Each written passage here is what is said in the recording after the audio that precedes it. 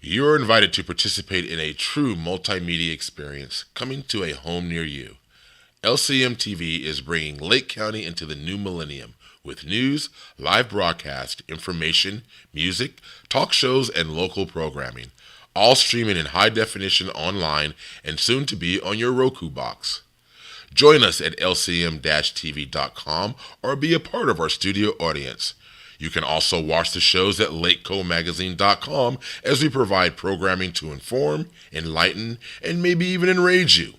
On Lake County Magazine Talk Show with Terry and Pete the Tax Guy, Wednesday mornings at 9 a.m. Like racing? Try the Checkered Flag Show, hosted by Ace Naylor on Tuesdays at 7 p.m. All ages and divisions in regional and national fields. Joni Lane brings a positive light to you every Monday at 3 p.m. Pasha Space brings an international flair as they discuss ecological, health, and social issues in Haiti with people around the world. End up your week with positive, conscious sounds on Saturday at 9 a.m. with Sister T on the Bridge. This show is also simulcast on KMEC 105.1 FM in Ukiah. Our latest show, LCM TV News, is brought to you live Mondays, Wednesdays, and Fridays at noon, and rebroadcast at 6:30 p.m. and noon daily, Tuesday, Saturday, and Sunday, featuring national, regional, and local news, weather, and sports. We have it all here for you on your local TV station, LCM TV. Join us online and soon on Roku, giving you access to all the best Lake County has to offer. We are LCMTV.com, your multimedia connection. Tune in for the fun. It's live TV at its best. Hey, good afternoon. This is LCM TV News at noon. We're not your normal news. I'm Pete Schiffman. I'm Megan Berger. And for national news today, the Obama administration on Thursday announced that it appeared to be one of the largest breaches of federal employees' data involving at least 4 million current and former government workers in an intrusion that officials said apparently originated in China. The compromised data was held by the Office of Personnel Management, which handles government security clearances and federal employee records. The breach was first detected in April, the office said, but appeared to have begun at least late last year. The target appeared to be social security numbers and other personal identification information, but it was unclear whether the attack was related to commercial gain or espionage. There seemed to be little doubt among federal officials that the attack was launched from China, but it was unclear whether it might have been state-sponsored. The administration did not publicly identify Chinese hackers as the culprits, but because it is difficult to definitely attribute the source of cyber attacks and to back up such attribution without divulging classified data. The breach is the third major foreign intrusion into an important federal computer system in the past year. Last year, the White House and State Department found that their email systems had been compromised in an attack that was attributed to Russian hackers.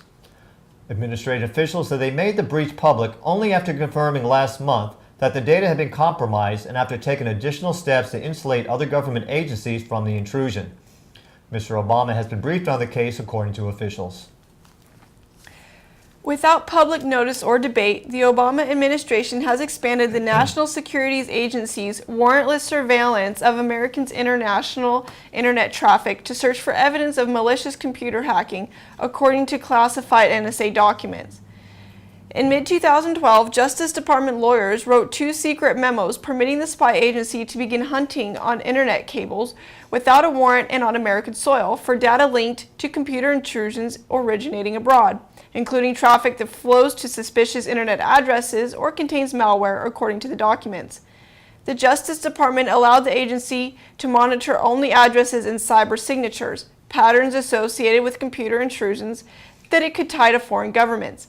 But the documents also note the NSA sought permission to target hackers even when it could not establish any links to foreign powers.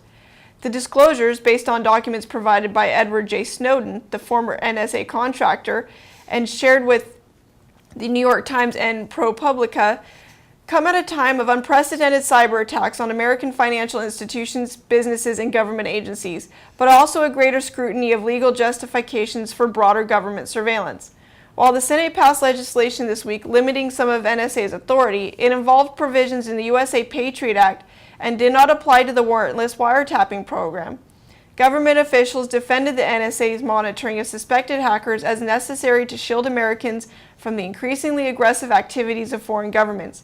But critics say it raises difficult trade-offs that could be subject to public debate. As a follow-up to the FIFA scandal, a former American soccer official linked to the FIFA corruption scandal admitted that he and others on the organization's executive committee had accepted bribes for the support in the bidding to host the 1998 and 2010 World Cups, according to papers filed in the official's criminal case and released on Wednesday. The official, Chuck Blazer, made the admission when he pleaded guilty in 2013 to charges that included racketeering, wire fraud, money laundering, and income tax evasion. Among other things, I agree with other persons in or around 1992 to facilitate the acceptance of a bribe in conjunction with the selection of the host nation for the 1998 World Cup, Mr. Blazer told Judge Raymond J. Deary when he pleaded guilty in 2013. Former Texas Governor Rick Perry announced his 2016 presidential campaign Thursday, hoping the second time's a charm after his 2012 bid fizzled following the debate gaffe and other challenges. Perry becomes the 10th Republican to enter the race. The three-term Republican governor, who has spent months traveling and studying policy issues in preparation for another run, made it official at an event in Addison, Texas. Perry railed against the economic and foreign policy record of the Obama administration, calling the former a result of tax and regulatory policies. On foreign policy, Perry faulted leaders of both parties for making grave mistakes in Iraq, but said that President Obama failed to secure the peace with Islamic State, now seizing cities American troops fought for. The truth is, we are at the end of an era of failed leadership, Perry said. His campaign is likely to run heavily on Perry's economic record as governor. A Perry for President website, which went live Thursday morning ahead of his announcement, includes stats highlighting tax cuts and other policies from his lengthy term. The campaign also released an announcement video. He is also one of the few military veterans in the field. Parked next to the small stage Thursday was a hulking C-130 cargo plane, like the one he flew for the Air Force. He has served as a mayor, a senator, and a governor. He has been a Republican, an independent, and a Democrat. On Wednesday, Lykken Chafee of Rhode Island added presidential candidate to the list. During a foreign policy speech at George Mason University, Mr. Chafee announced he was seeking the Democratic nomination, joining Hillary Rodham Clinton, Senator Bernie Sanders of Vermont, and former Governor Martin O'Malley of Maryland. Many were surprised that when Mr. Chafee, 62, signaled in April that he was interested in seeking the White House. The move raised eyebrows in Rhode Island, where his record as one term as governor received mixed reviews. Facing the prospect of a primary challenge and sluggish poll numbers last year, he chose not to run for re-election. While considering a presidential run, Mr. Chafee has shown a willingness to confront Mrs. Clinton, questioning the financial dealings of her family's foundation and criticizing her for supporting the 2003 invasion of Iraq.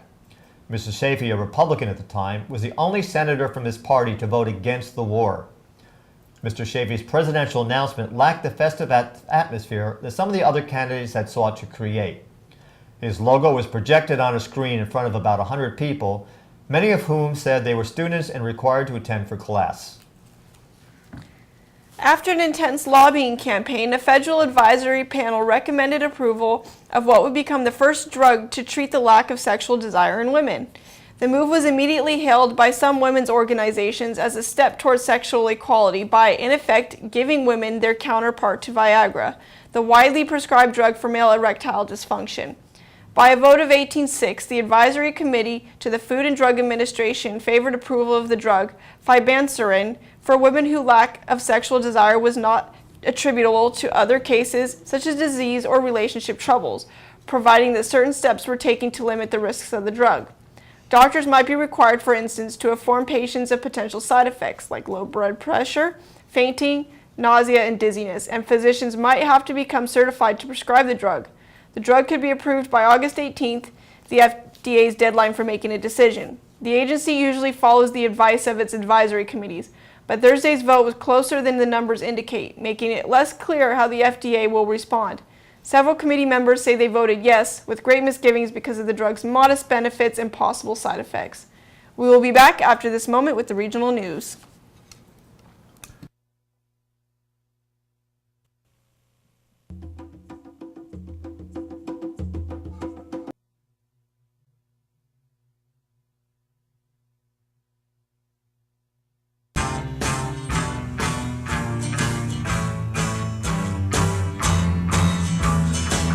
taxman's taken all my dough and left me in my stately home, blazing on a sunny afternoon. And I can't sail my yacht, he's taken everything I got. All I've got's this sunny afternoon. Manticorp Tax and Accounting can help you minimize taxation, establish a corporate presence, and save you money. Our over 25 years of experience in domestic and international taxation and incorporation services makes us the best at what we do. Your first consultation at Manticorp is always free, and our discounted rates guarantee you will not end up paying for what you don't get. Try Manticorp today. For more information, call 707-701-6416 or email info@manticorpusa.com.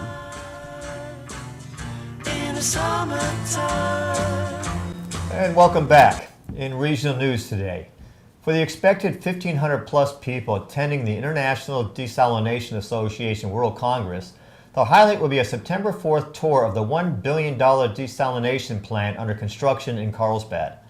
The plant is touted as the largest desalination project in the Western Hemisphere. The technology being installed, though not altogether new, has been upgraded by experts from an Israeli company. The Israelis will help run the plant and are looking to hire former U.S. Marines to work there. Thousands of desalination and water recycling plants have been built around the world, with some of the biggest in the Middle East, North Africa, and the Caribbean. The Carlsbad plant, set to begin operation by Thanksgiving, is making its debut just as drought has become a crisis across California and the West. To officials of the International Desalination Association, including Iceberg San Diego, is the epicenter of desalination and water reuse development in the USA and the undisputed birthplace of commercial reverse osmosis. The San Diego County Water Authority is bullish on desalination, but also realistic. The authority has pledged to buy the Carlsbad plant's entire output of water for 30 years by 2020. Desalination is expected to satisfy 7% of the water needs of the county's 3 million residents.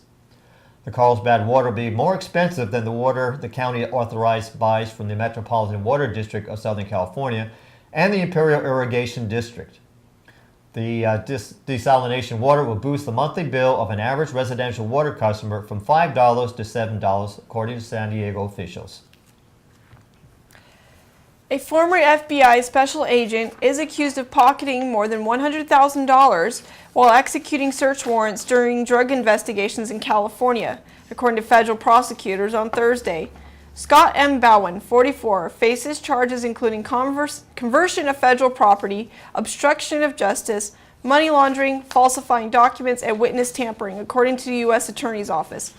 Bowen allegedly stole drug proceeds found after search warrants were served on 3 occasions last June and August. He is accused of using the money to buy 2 new cars, a Dodge Challenger, and a Scion FRS. The outfit the vehicles with new equipment, including speakers, rims, and tires. He also spent $15,000 on cosmetic surgery for his wife and thousands more on a lavish Las Vegas vacation, according to the indictment. To cover his tracks, Bowman falsified official FBI records and other reports, according to prosecutors. After one seizure, Bowman allegedly endorsed an evidence receipt knowing that it did not accurately reflect the amount of cash seized, and altered the same receipt by forging the signature of a police detective next to his own, according to the indictment. Bowman then allegedly sent an email to the detective whose signature he forged, providing a detailed cover story the detective should offer if questioned by superiors. Bowman also provided the detective with a copy of the forged receipt so that the detective falsely could claim the forged signature as his own, if asked, according to the indictment. I want a challenger. Yeah, I'm not going to comment on that story. I get myself in trouble. In what appears to be a trend in Northern California counties, Sonoma County voters strongly rejected a proposed quarter-cent sales tax on Tuesday, turning down by a wide margin a bid by government officials to raise money to repair crumbling county roads and city streets. With 65,354 mail-in ballots counted and 319 of 319 precincts reporting, Measure A secured a mere 37% of the vote, with 63% of voters opposing the proposal. Measure A supporters acknowledged the returns would likely hold in final results and spell defeat. The outcome represents a major blow to county supervisors who drove the sales tax initiative and have told voters for the past 6 months that raising taxes was the best shot at fixing the county's disintegrating road network, ranked among the worst in the Bay Area for more than a decade. Whew, there I go again. Critics of the proposal, including taxpayer watchdog groups, said the outcome should serve as a wake-up call for supervisors, who they say need to do more to address the county's still rising pension costs, up 500% since 2000. They feared that additional revenue in the county general fund would have been used to cover employee pay and benefit costs. Similar to the Clear Lake measure that was also defeated, the money was not earmarked for roads, but for the general fund.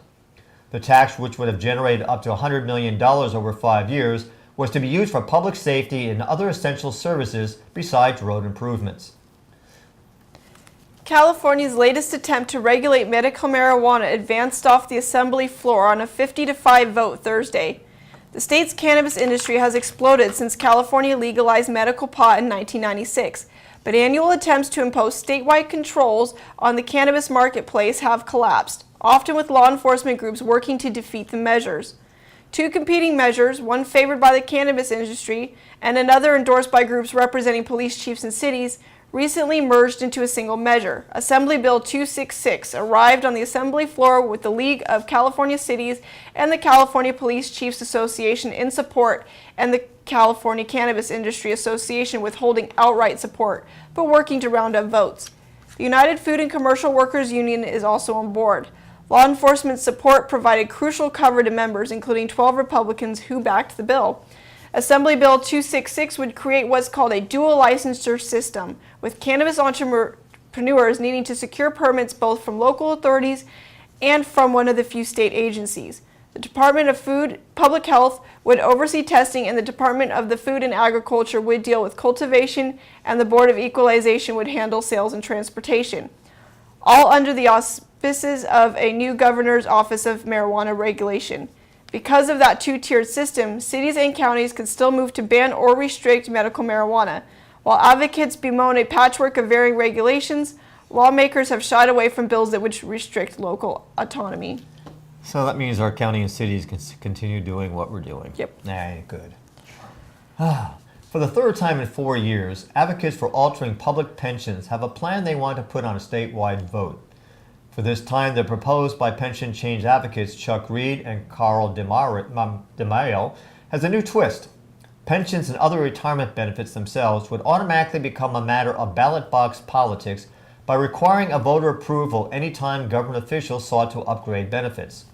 It also would mark defined contribution plans, the default retirement program for state and local employees hired January 1st, 2019 and later. Employers who wanted to add new employees to defined benefit plans, now common in government but rare in the private sector, would have to get voter approval after the date.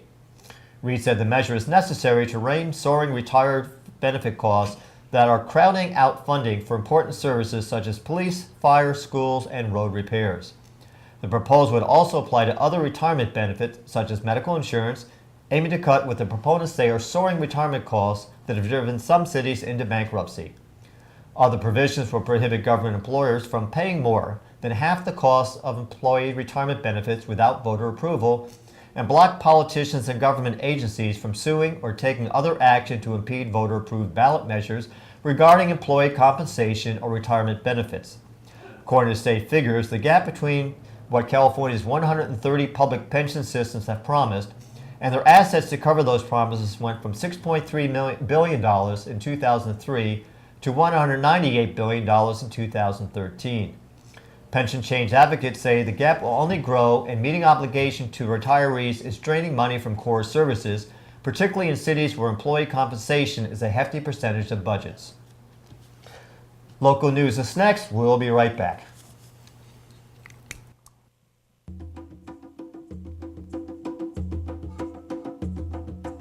SSS Multimedia is sending you smoke signals, providing their clients with the ultimate communication and multimedia marketing, distribution, production, and web-based services.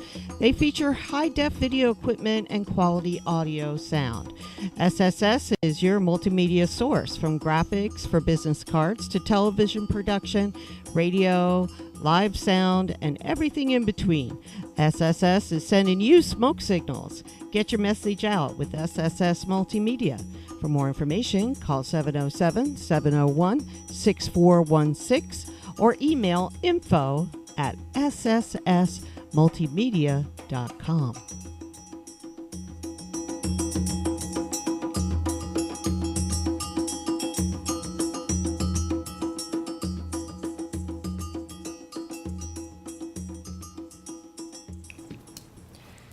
And we're back with the local news. Construction apparently is underway for a medical marijuana farm on tribal land just north of Ukiah. Rows of huge bag-like containers typically used to cultivate pot plants above ground, pallets of potting soil, large water storage tanks, and solar panels have cropped up on the northeast corner of Pinolville Pomo Nations Rancheria, adjacent to Highway 101. The area, bordered by the highway, a vineyard and rancheria housing, has been leveled by earth-moving machines and partially surrounded by a chain-link fence. But there's no sign yet of the greenhouse that was originally proposed. Representatives of the 250-member Pinolville tribe and its Kansas-based partners this week declined to comment on the work now underway, but said they plan to release information about their pot production plans within a week. As originally planned, Foxberry would build a $10 million greenhouse operation where it would produce thousands of plants year-round with the help of Colorado-based United Cannabis, Broutman said in a January interview. It was expected to become the first large-scale tribal-sanctioned cannabis-growing operation in the country, but not for long. Foxberry also plans at least 2 others elsewhere in California, which is what he said in January. He would not reveal where. The work currently underway appears to be smaller than initially planned, and there are no signs yet of the planned 110,000 square foot greenhouse. It also comes months later than originally scheduled, possibly due to doubts raised by whether it's legal. Mendocino County Sheriff Tom Allman has said the legality of such a large-scale proposal was questionable, even though the tribe is considered a sovereign nation. In a press release, Sheriff Allman stated, due to conflicting interpretations of state and local marijuana laws and ordinances relating to tribal lands, no agreement was reached as to the legal operation of marijuana cultivation. It is the intent of the Mendocino County Sheriff Office to fairly and equally enforce the law throughout Mendocino County. If a violation of state or local law is observed in Mendocino County, the appropriate law enforcement action will be taken. Public Law 83-280 defines law enforcement's authority on Indian lands in California. The Mendocino County Sheriff Office has the legal jurisdiction to enforce criminal laws on Indian land in Mendocino County. That's going to be challenged in court. Oh, yes. Yeah. On Wednesday, June 3rd, around 11:33 a.m., Mendocino County Sheriff's deputies were dispatched to a remote property in the area northeast of Potter Valley, near the Lake County line on Dashiell Ridge Road. The reporting party called to report that 2 male subjects on the property had committed suicide.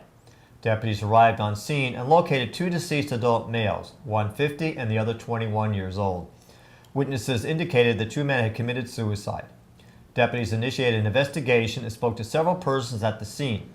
An autopsy has been scheduled in both cases, and the cause and manner of death is currently under investigation. The names of the decedents are not being released at this time, as the next of kin has not been notified. Bobby Wayne Woods, previously deemed as one of Northern California's most wanted criminals, is once again being sought by the Mendocino County Sheriff Office on several outstanding arrest warrants.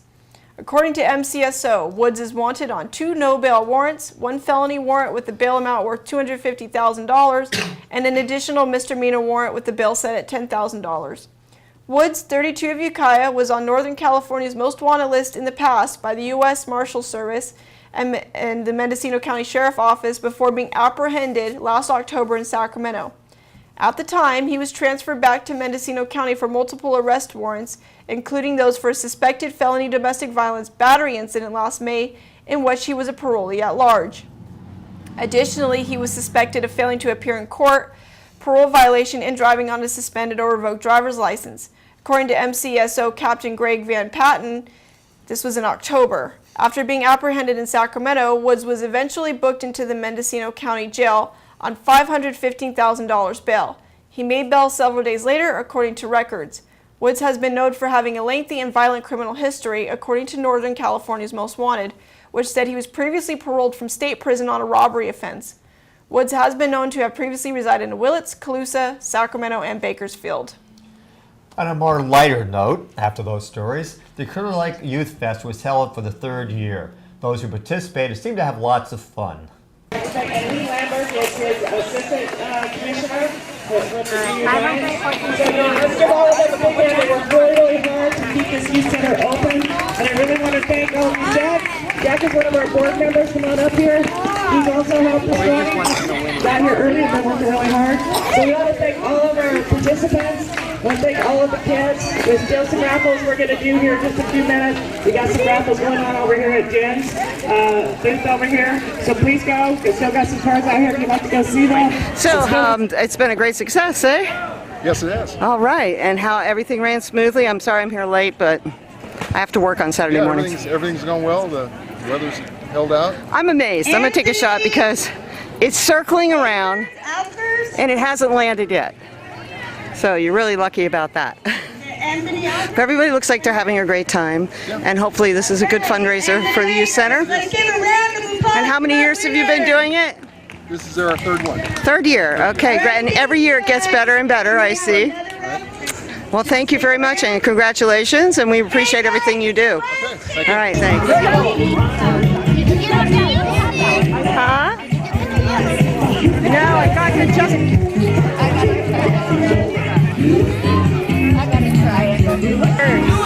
We have sage, oregano, marjoram, basil, 3 different basils.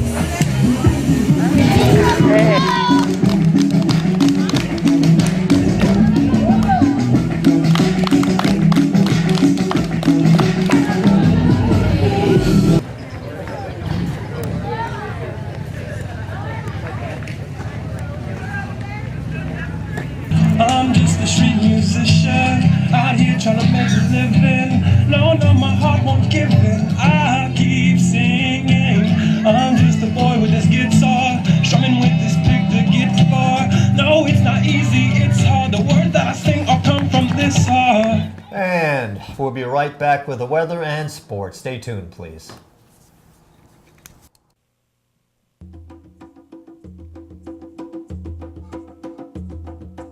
SSS Multimedia is sending you smoke signals, providing their clients with the ultimate communication and multimedia marketing, distribution, production, and web-based services. They feature high-def video equipment and quality audio sound. SSS is your multimedia source, from graphics for business cards to television production, radio, live sound, and everything in between.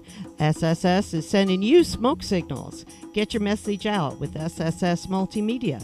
For more information, call 707-701-6416 or email info@sssmultimedia.com.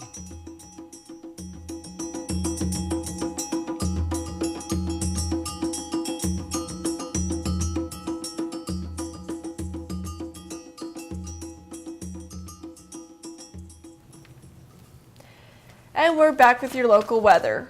Friday, today, we're going to have plentiful sunshine with a high of 89. North-northeast winds shifting to the east-southeast at 10 to 15 miles per hour.